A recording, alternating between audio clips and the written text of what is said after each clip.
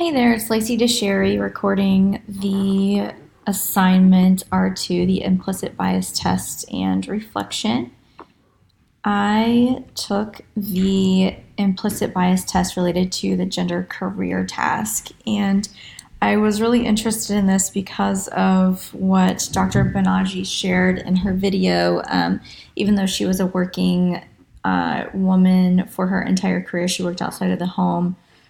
She still had this bias around that she associated career with men and family with women more. And so I was interested to see what my bias would reflect, if it would reflect the culture that I grew up in, growing up in a very rural, conservative town where that very much was the case. And most people I knew, the women did actually stay home and raise kids, and very few did work outside the home, at least where I grew up. So I was really interested to see and what my results would say. And actually, even though I did grow up in that environment, it is kind of a relief to see that I actually show little or no automatic association. And so the work that I have done, I guess, over the years in thinking about being more open with men who might want to stay home or stay at home dads, and creating more equality, gender equality in the workplace around career development and or staying home with family, shows that it can go either way, that males could stay home or females could be more supported to develop their careers. So as I said, I kind of expected that I would still have a bias for females to be more strongly associated with family, but even though cognitively I disagree with that premise. And so it's nice to know that, again, that some of that has been reduced in my brain. So some of the things that we could do, or the presence of implicit bias in organizations. So some key examples here are really around like paternity or maternity leave. That's one of the biggest, I think, intersections of where implicit bias regarding family and female can enter the workplace is particularly in these policies where starting a family or having children intersect with the policies. And so having better, more equitable policies for men to be able to have paternity leave as well would be nice. I had a friend who had, he took full advantage of the 6 weeks to be able to stay at home with his wife, because it really does take both parents to really do well in the first bit of having a child. The woman has different duties than the man, but it certainly is helpful to have both be able to be home for that period of time. And so being able to change policies so that paternity leave is as standard as maternity leave is something that could really be helpful.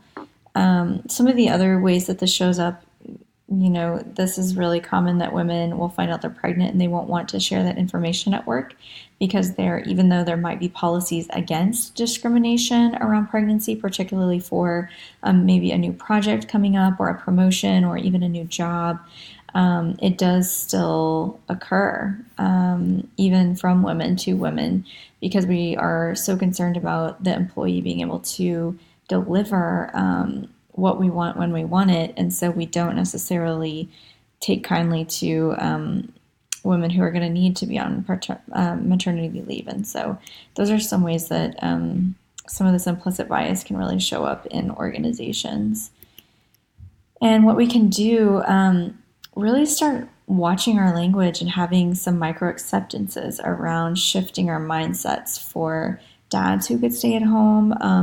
I think it comes up in conversation a lot where we make assumptions that mom moms would be more likely to stay at home or to take the full maternity leave, or that why would, you know, I've heard people talk about why would men need to take off that long? They should be able to be back at work within a few days after having a child, for example. And so being able to change policies and change the way that we talk about this kind of thing would be really helpful in moving equity forward in this area.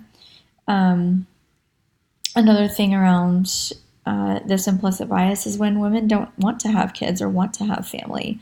I think there's still feels like a lot of bias around this when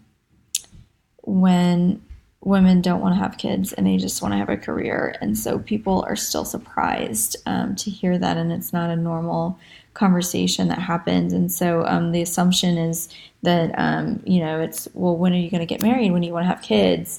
And so it's really important to check our judgment and our thought patterns around what we expect as normal, so to say. So also looking at gaps in employment for mothers who decide to stay home with their kids is something that does, I think, show up in the workplace around this implicit bias. And so being able to reflect on what are the other skills that might have been gained during that time? What are the positives that might show up as a result of women re-entering the workforce after having stayed home? Maybe more of a drive, more of a hunger for accomplishment or for learning, or being able to be fulfilled in a way that's outside of the home and outside of taking care of kids. And looking at men's resumes as well. And so if there were stay-at-home dads, what kind of biases do come up? What kind of judgments come up around that? And so really thinking through, like, how do we check those for ourselves and be able to look at those gaps in a resume as a positive thing and see what skill sets they've developed in that time out of the workplace. That because it's hard work to raise kids and stay at home and focus on family, and there's like a lot of multitasking skills that get developed, and perseverance and being able to focus amidst chaos. And so those are some things that employers could look at as positives that individuals could bring back to the workplace. So, and again, this shifting the policy to support equal paternity and maternity leave for families is something that is I think really needed if we're going to be able to balance out this implicit bias with females and family and the males being identified with a career. So that's what I have.